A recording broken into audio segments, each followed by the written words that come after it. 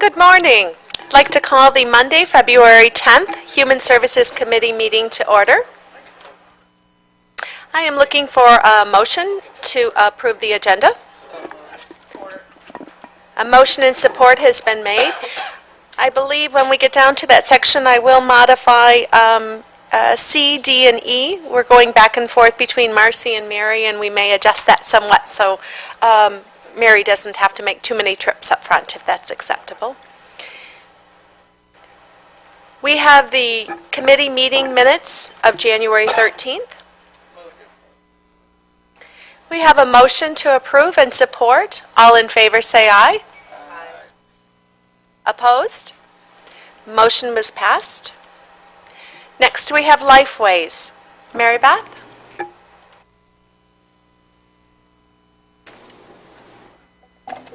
Good morning, Commissioners. In your packet, you'll see my monthly report, and I would like to cover and point out some highlights related to that. First is related to the facilities. Just to let you know that currently we're working with the Jackson County facilities to do a capital assessment of Lifeways related to areas in which we need to make some improvements and then come up with like a 5-year plan. And we are currently in the process of doing that, but wanted you to know that. But the facility stuff is going great. Get positive feedback from our stakeholders in the building related to the change. They're very happy with the facilities from the county, so you might want to hear that. The other thing is related to the state update. As you know, we are now part of a mid-state health network that actually went into place January 1st of this year. We are now the community mental health and no longer serve as the role of the prepaid inpatient health plan. And with that, now the Medicaid dollars are coming through the region, through the Mid-State Health Network, and then are funneled down to the community mental health for the delivery of services. We are now part of a 21 county with a governance board representative of 2 members from our board participate in that. The important thing that you need to know, and I've talked about that before here, is related to the impact with regionalization for Lifeways. There's both positives and some challenges. And related to the positives is that it gives us an opportunity to look at what are people doing related to best practice in the region and be able to model some of those for services for Jackson and Hillsdale County and planning for that in the future. It also gives us a positive when we look at the ability for us to Medicaid dollars. Now, as I've talked before, we have 3 funding streams, one of them being Medicaid, one of them being state general fund, and one of them being local. With Medicaid, there is an expectation with regionalization that there be equity within the region, so equitable access to care. And with that, for Lifeways, who's one of the poorer funded community mental healths of the 12, this will give us an opportunity to have an increase in funding related to Medicaid dollars. So that will allow us the ability to kind of look at our service array and identify areas where we have not been able to provide services at the level of other areas within the state. So that's a positive. But that's going to be a challenge as it relates to building that capacity, so it's going to take time.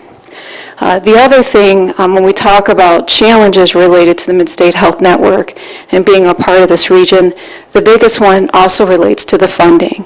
As I mentioned, while it gives us an opportunity for Lifeways because we're poorer funded, it also creates challenges for those community mental healths that are higher funded, because that means that in order to bring the bottom up, you're going to have to bring the top down, which means a reduction in services. What we're doing as a region, and you'll see this in your packet, is there's 3 points of advocacy when we talk about funding. The first one being related to the Medicaid and the fact that we need to have equitable access to care, which means that we need to be able to have a Medicaid rate that's standardized across the state, across all of the PIHPs, which right now the disparity between the higher funded prepaid inpatient health plans and the lower funded, which is our region, is our region with the second lowest funded, and we have the second highest covered lives in the state of Michigan, that there needs to be an equitable rate across, just like they do with Medicare, where you have a standard rate that's applied for all. So that's one of the things that we're advocating for. The next one, which relates to a resolution that's in your packet, is related to general fund. With the expansion of Medicaid, which is the Healthy Michigan Plan that was passed in the fall of last year, the challenge is that this state looked at, there's going to be additional 200 million Medicaid dollars coming into the system because of the healthy expansion. What they went and did is they went and cut the community mental health state general fund by 200 million. They made some assumptions that people will automatically be eligible under the expansion. The challenge is that we know that that's going to take time for people to get enrolled in the expansion, so there's going to be a lag. The other challenge is that there are services that are being provided by the community mental health that even if they qualify under the expansion, are services that are not covered, and those are things like jail diversion services. So it's important that, we are the safety net for individuals in our county, and that they do not remove that safety net. And so what we're asking for in the resolution is that you support going back and having the state issue a supplemental bill, putting those dollars back into the community mental health. And then allowing the system through the course of the year to see the shift of individuals from the general fund dollars to the Healthy Michigan expansion and do a cost settlement at the end of the year versus removing the dollars that prevents us from being the safety net. It's going to be huge across the state. That's 200 million. For Jackson County, it's in your resolution. We're going from about 6.2 million down to 1.5. That's significant when you look at what the individuals that we serve. So I would, at this point in time, ask that you support that, move that resolution forward. Is that appropriate for me to ask that at this point? Let's start with, are there any comments or questions for Mary Beth in regarding her monthly report? We'll start with that. All right, commissioners, any comments or questions regard to the resolution that's been presented? Make a motion, we move it to the full board. A motion and support has been made to move this resolution to the full board. All in favor say aye. Aye. Opposed? The motion unanimously passed, so we'll be looking at it, I believe it's the 18th. Okay, thank you. I appreciate that. I had one other thing when I had said there were 3 issues related to local funding, or to funding in general related to the region. The third one, which is applicable obviously to the counties, is related to local match. And the third legislative advocacy that we're doing is to advocate for the fact that Section 428, which requires, it's an appropriation that requires that the community mental health make the Medicaid drawdown, that no longer be an obligation of the community mental health. And so I just wanted you to be aware of that. As we know, that is a challenge related to local dollars. And I will continue to fight and advocate for that on behalf of the county, so I just wanted you to be aware of that. Thank you, Mary Beth. Any other comments or questions for Mary Beth? Thank you. All right, thank you.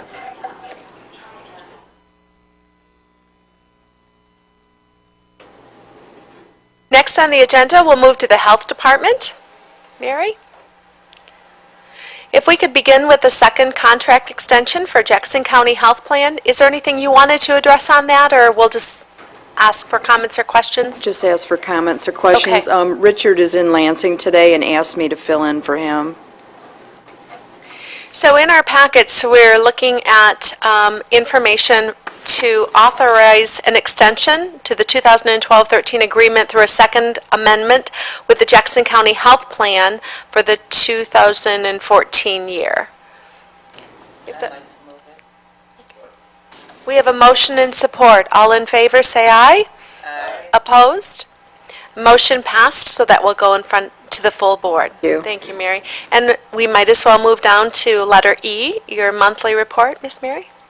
I think Richard submitted it for your perusal January 31st, 2014, and I might be able to answer any questions if you have any related to the report. Commissioners, what comments or questions might you have for Mary? Well, thank you for standing in. Thank you, that was easy. Very kind to you, weren't they? Moving back to letter D, Department on Aging. Marcy? Okay, good morning. Received information last week about potential state funding that Governor Snyder is proposing. It could be $5 million statewide for in-home services and Meals on Wheels. But Medicaid waiver would, he's proposing about $26 million for the Medicaid waiver program, and that's for people who are of lower income and have exhausted all of their resources that may qualify for Medicaid waiver, and their health is such a situation where they could live in a nursing home because of their health needs. So just keeping an eye on that. Still haven't heard what the federal grant level is for the year that started last October. This is the longest that I've known of. And they're saying because of the sequester that they don't have the figures yet. So I'm expecting a 5% cut or less. And one of our high-performance organization employee work groups was called Public Awareness, Increasing Public Awareness about what we do. And their suggestion was for our department to participate in the Women's Expo that's held in the spring, so we will be doing that. It's held March 8th at Parkside Middle School. And to let you know, with our in-home assessments for all of our in-home programs, an assessment is done initially with the family, with the older adult, and then every 6 months a follow-up visit. For situations where another agency, it's the Area Agency on Aging, they're already in the home doing an assessment for the Medicaid waiver person, and then there might be a family caregiver who would also like to get Meals on Wheels. So in the past, we've had to go in and conduct a separate assessment and go back every 6 months. So I was able at a meeting when someone from the State Office on Aging was at that meeting, we were talking about the nutrition program, and I asked, since an assessment is already done by this other program, can we just get information from that assessor saying this caregiver, this family caregiver needs grant meals, and then that way we can still get our funding from the grant, and they agreed. So now we're talking about 10 people a year, but that's 20 home visits now that we won't be needing to do because we can access information about that household through this Medicaid waiver program. So save a little time there. Marcy, you have a question for Commissioner Mahoney or comment? Thank you.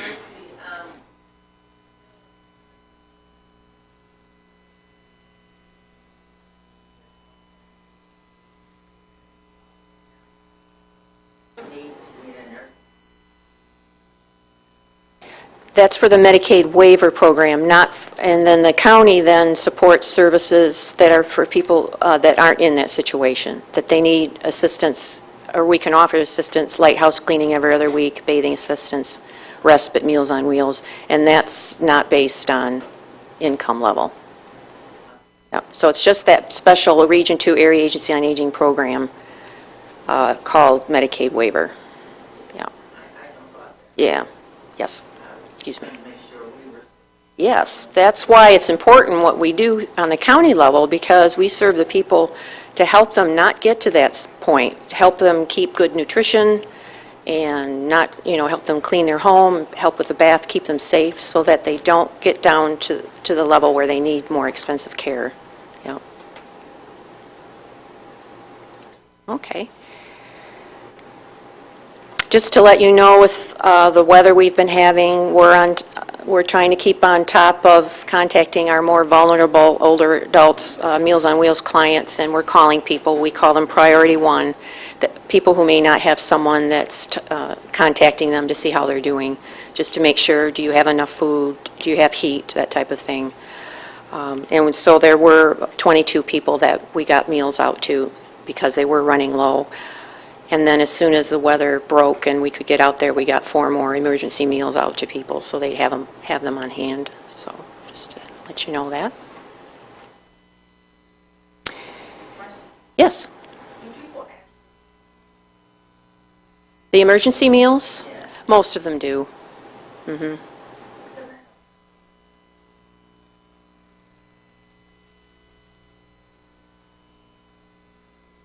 They can get 14 meals a week, 2 meals a day, so, and then we've not, if we're informed of someone who is without food, then we connect them with other community services so they can get additional food, like through a food pantry or some other resource. Yep. We do want to find out about those situations. Yeah. And people are on Medicare have prescription Part D, and the time to review your plan is October through the beginning of December. So the second page of the report is some statistics from Amy Minnick. She's our Medicare Medicaid Assistance Program Coordinator, and she has outlined the number of people who came into our Department on Aging. There's a senior computer lab that's part of the senior center, and 319 people came and walked through reviewing their prescription drug plan in front of a computer through the Center for Medicare and Medicaid Services. That's a federal website. So they had volunteers trained to help them, okay, this is what you need to look for based on your prescriptions. And then of those 319, 260 chose a plan right then, and some took the information, they printed it off, took it home, and then were going to decide once they got home. And then that's the people who came into the office. Then additional people called on the phone, and this information was done over the phone. Someone would research it on the computer, print the information, and mail it to the person. So that was in addition to these 319 people. So just for that time period, October to December, when people changed their plan and you accumulate all the money that they saved for the coming year, it totaled $748,300. So that's just for that time period. Yeah.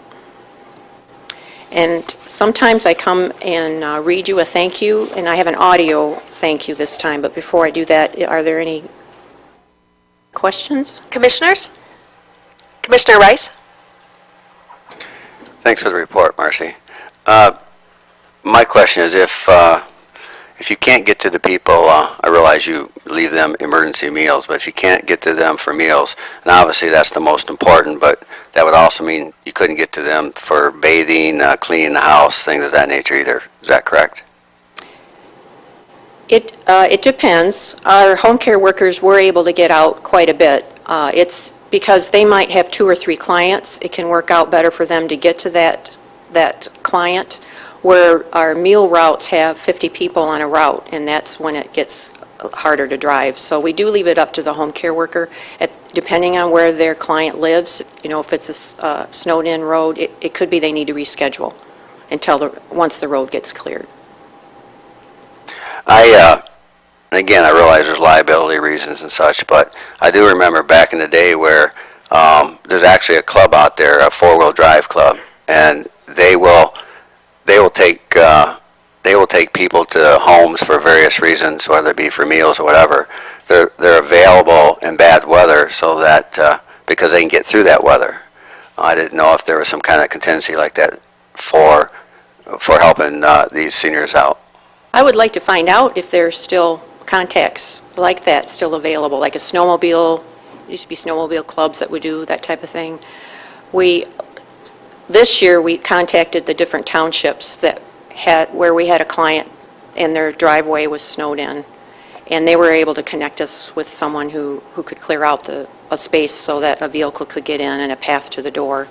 So if any of you know of someone that we could touch base with to see if they would be available to get meals into a home that's a quarter-mile off the road, that appreciate that. All right, I'll check into it and let you know. Thanks. What other questions or comments might you have for Marcy? Gentlemen? Thank you. We have a gentleman who's has been waiting for a regular home care worker who could come and clean house every other week for 2.5 hours. I think he has a worker now. But at the time that he left this message, we had sent a substitute person. She had an opening in her schedule, so she went out to do the cleaning. So I asked him, could I play his voice message? I cut out where he says his name. So he is calling to voice his appreciation for the worker who came out and cleaned his house.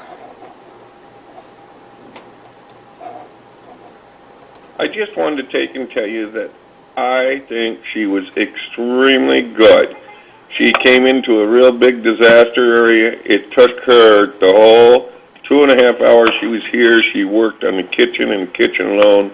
When she left here, this kitchen was spotless, perfect, and she really, really worked hard and like that. And I'm keeping it clean. It's still looking just as good as it was she left. We had the dishwasher break down, and I think things piled up with me, and I just got so overwhelmed I didn't know which way to go and like that. But she did a wonderful job, and do keep her around. Thank you. Bye-bye. So thank you. Marcy, thank you for sharing that. Anyone else? All right. Next on the agenda, we have the claims from January 2014. We have a motion and support to pay the claims from January of 2014. All in favor, say aye. Aye. Opposed? Motion passed. Under the section called Other Minutes, we have nothing in our board docs this month. The March reporting schedule, we will expect to hear and see from the Youth Center, Friend of Court, State Department of Human Services, Medical Care Facility, and an MSUE extension. Public comment. At this time, is there anyone that would like to address the board? Seeing none, are there any committee member comments? Seeing none, I'll move to the call of the chair.